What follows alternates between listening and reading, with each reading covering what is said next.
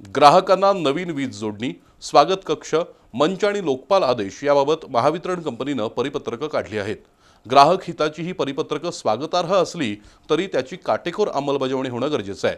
त्याचबरोबर ग्राहकांनीही बोगस डीडीएफच्या नावाखाली आपली आर्थिक लूट होणार नाही यासाठी सावध राहिलं पाहिजे, असं वीज तज्ञ प्रताप होगाडे यांनी पत्रकार परिषदेत सांगितलं। वीज ग्राहकांसाठी महावितरण कंपनीनं 3 महत्त्वाची परिपत्रकं जाहीर केली आहेत।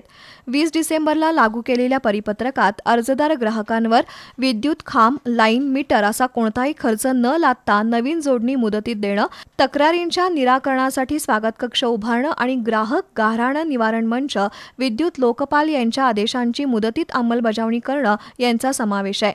ही 3ही परिपत्रकं ग्राहकांच्या हिताची आहेत।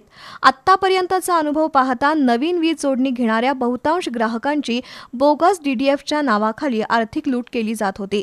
तक्रार केल्यास त्याची दखल घेतली जात नव्हती। हे थांबण्यासाठी महावितरणनं ग्राहक हिताची परिपत्रकं काढली आहेत।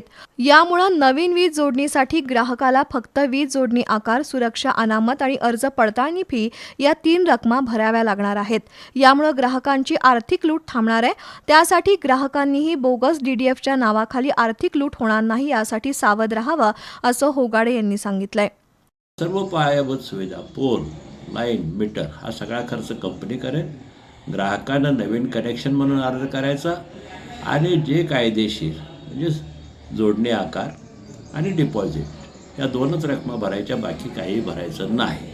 तक्रार नोंदवली त्या स्वागत कक्षामध्ये की 2 दिवसात त्या ग्राहकाला फोन केला पाहिजे, भेट दिली पाहिजे गरज पडली तर, आणि त्याच्या तक्रारीचं निवारण 7 दिवसाच्यात केलं पाहिजे। अनेक निकाल ग्राहक गाऱ्हाणे निवारण मंचाचे किंवा विद्युत लोकपालचे ग्राहकांच्या बाजूने होतात, पण अंमलबजावणी होत नाही। त्या ठिकाणी कंपनीनं स्पष्टपणाने कबूल केलेलं आहे की केवळ हायकोर्टात केस दाखल केली किंवा अपील केलं म्हणून अंमलबजावणी थांबवता येणार नाही।